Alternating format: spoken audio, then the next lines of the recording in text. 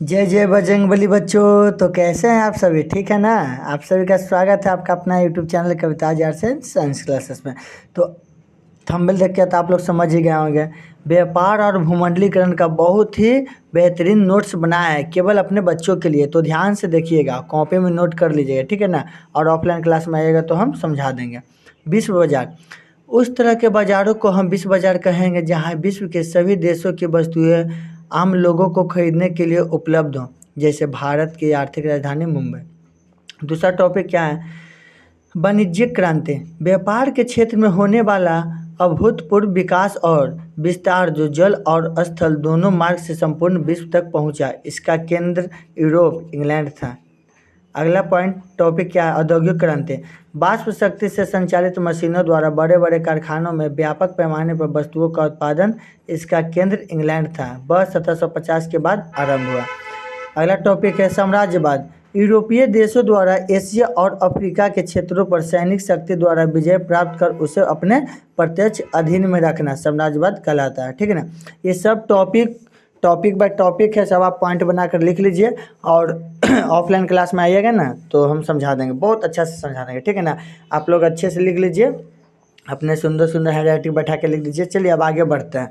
आगे देखिए, आर्थिक मंदी, अर्थतंत्र में आने वाली ऐसी स्थिति जब उसके तीनों आधार कृषि, उद्योग और व्यापार का विकास अवरुद्ध हो जाए, लाखों लोग बेरोजगार हो जाए, बैंकों और कंपनियों का दिवाला निकल जाए तथा वस्तु और मुद्रा दोनों की कीमत नहीं रहे, क्या कहलाता है?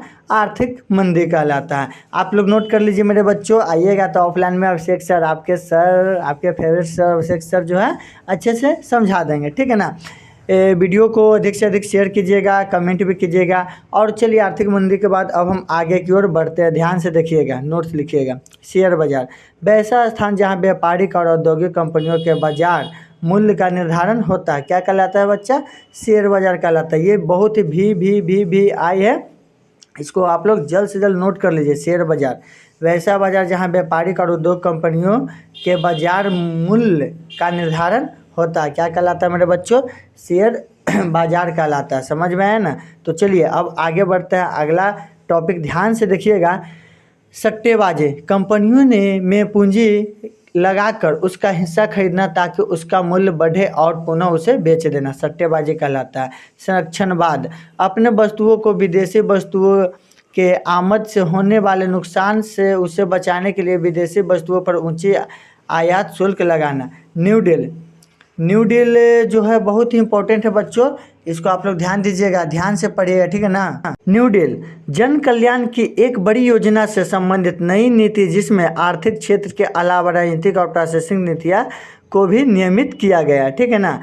अगला है अधिनायकवाद, वैसी राजनीतिक प्रशासनिक व्यवस्था जिसमें एक व्यक्ति के हाथ सारी शक्तियां केंद्रित होती है। वह व्यक्ति परिस्थितियों का लाभ उठाकर जनता के बीच नायक की छवि बनता है, ठीक है ना? अगला भूमंडलीकरण भी आई है, जीवन के सभी क्षेत्रों का एक अंतर्राष्ट्रीय स्वरूप है। जीवन के सभी क्षेत्रों का एक अंतर्राष्ट्रीय स्वरूप जिसने दुनिया के सभी भागों को आपस में जोड़ दिया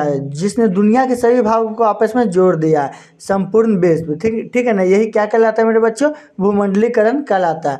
तो चलिए अब आगे बढ़ते हैं। अगला नोट से देखिए ध्यान से। अगला टॉपिक पूंजीवाद, पूंजी पर आधारित एक व्यवस्था जो बाजार और मुनाफा के ऊपर टिका है, पूंजीवाद कहलाता है। शीत युद्ध, राज्य नियंत्रित और बाजार नियंत्रित अर्थव्यवस्था वाले देशों के नेतृत्वकर्ता देशों सोवियत रूस और संयुक्त राज्य अमेरिका के बीच सामरिक तनाव। बहुराष्ट्रीय कंपनी, कई देशों में एक ही साथ व्यापार और व्यवसाय करने वाले कंपनियों को बहुराष्ट्रीय कंपनी कहा जाता है। 1920 के बाद में से इस तरह की कंपनियों का उत्कर्ष हुआ जो द्वितीय महायुद्ध के बाद काफ़ी बढ़ा, ठीक है ना? अगला जो है उपनिवेशवाद, बहुत ही इंपॉर्टेंट है, VVI करके इसको लिखिएगा।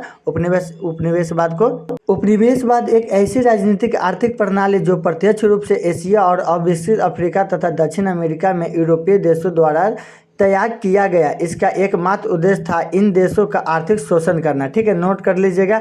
अब आगे बढ़ते हैं, अगला ध्यान से देखिएगा।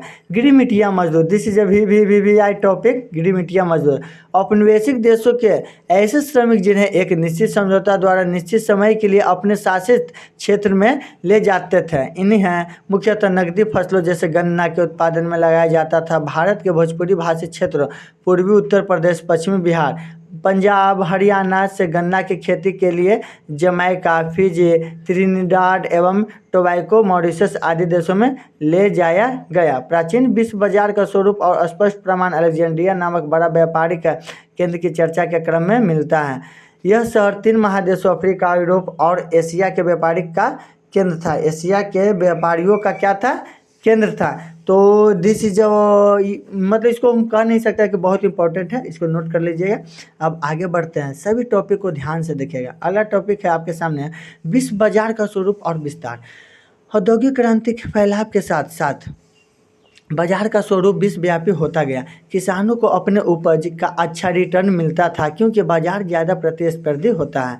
रोजगार के नए अवसर सृजित होते हैं। आधुनिक विचार और चेतना का भी प्रसार होता है। ये पॉइंट बाय पॉइंट है विश्व बाजार स्वरूप और विस्तार का। 1 2 3 4 चारों पॉइंट क्या है बच्चों? बहुत ही इंपॉर्टेंट है, बहुत ही महत्वपूर्ण है, आप लोग नोट कर लीजिएगा। इसी के साथ अब आगे बढ़ते हैं, अगला टॉपिक देखिएगा, बहुत ही इंपॉर्टेंट टॉपिक है। ठीक है ना? विश्व बाजार के लाभ।